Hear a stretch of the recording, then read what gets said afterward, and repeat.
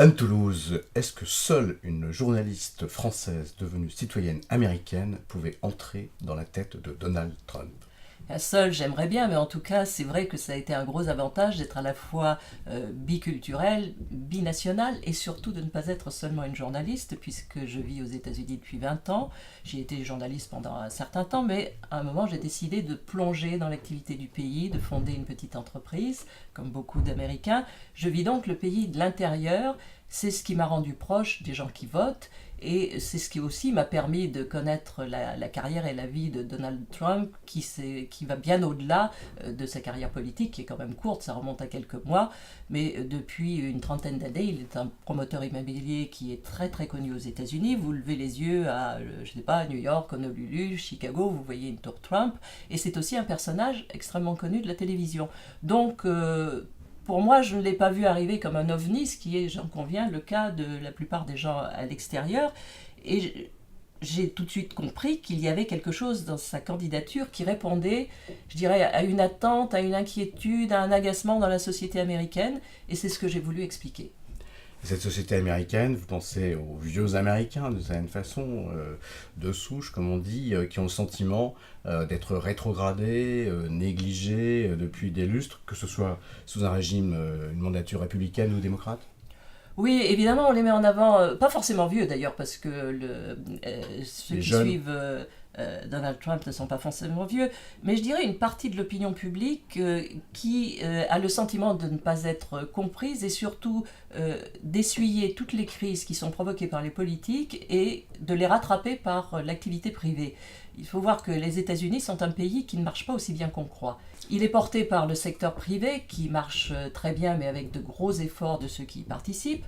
Et de l'autre côté, le gouvernement donne une image d'incompétence et qui est fondée quand même quelque part. Parce que je prends beaucoup d'exemples. Dans ce livre, je n'analyse pas, je ne théorise pas, je vous raconte ce que je vis et ce que vivent les Américains. Par exemple, je raconte que le métro de Washington, la capitale des États-Unis, ne fonctionne pas, qu'une partie des ponts sont prêts à s'effondrer, que les routes sont pleines de nids de poules. Cela exaspère les gens parce qu'ils paient beaucoup d'impôts et ils se disent on va peut-être se tourner vers quelqu'un qui a fait marcher ce qu'il a entrepris alors que les autres n'ont pas grand-chose à montrer sur leur capacité à réparer ce qui ne marche pas dans le pays. Alors dans les médias, en particulier en France, on insiste beaucoup sur les outrances ou les formules à l'emporte-pièce de Donald Trump. Est-ce qu'il y a chez ce personnage un trait, un aspect qui passe largement inaperçu, notamment dans l'opinion publique en France, et que vous-même parfois vous ne soupçonniez pas?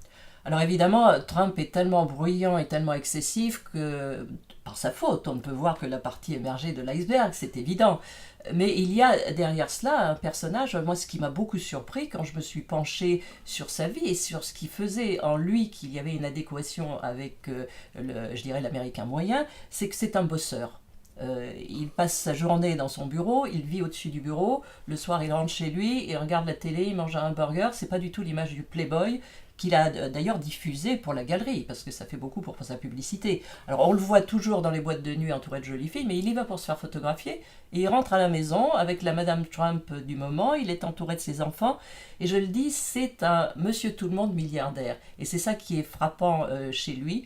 Maintenant, pourquoi il a cru bon de se lancer dans ces excès verbaux qui lui ont peut-être attiré du public au début, mais avec de grandes imprudences. Par exemple, le fait qu'il ait attaqué les femmes semble totalement irrationnel dans la mesure où elles sont la majorité de l'électorat. Donc c'est vrai qu'il y a chez le personnage un côté flamboyant et provocateur qui de l'extérieur est totalement incompréhensible. Mais je voudrais ajouter une chose, c'est qu'aux États-Unis, on a quand même l'habitude des personnages politiques farfelus. Oui, Et dans vous, un vous chapitre, racontez là, je tous les présidents raconte, des États-Unis oui, oui, qui ont défrayé la chronique. il y en a eu de plus sévères que le Donald, Mais c'était croyez-moi. il y a quelques temps quand même déjà. Oui, mais Oui, enfin quand même, vous savez, les États-Unis sont un pays où on aime les gens plus grands que la vie. Et oui. où l'excentricité choque moins qu'en Europe. Il y a sans doute quand même une faiblesse chez Donald Trump, notamment peut-être essayer de l'évaluer quand il va affronter Hillary Clinton. Quel est son handicap majeur? Bah, son handicap majeur, c'est celui qu'avait signalé Eisenhower à Barry Goldwater quand il s'est présenté en 1968. C'était « Barry, vous parlez trop et trop fort ». Et je pense qu'on peut dire la même chose à la puissance 10, à Donald Trump, c'est qu'il parle sans réfléchir et qu'il s'est aliéné d'une façon presque scientifique les femmes, les minorités, enfin une par une, et qu'il s'est donné une image d'ailleurs qu'il n'avait pas dans la vie réelle, parce que quand on regarde ses entreprises, il a assuré la promotion des femmes un peu plus que les autres même, et il n'a jamais eu de plainte pour discrimination raciale ou autre. Mais il a pensé à un moment que cela ferait pour son image de dire tout haut ce qu'il pense que les gens pensent tout bas, et il est franchement allé trop loin.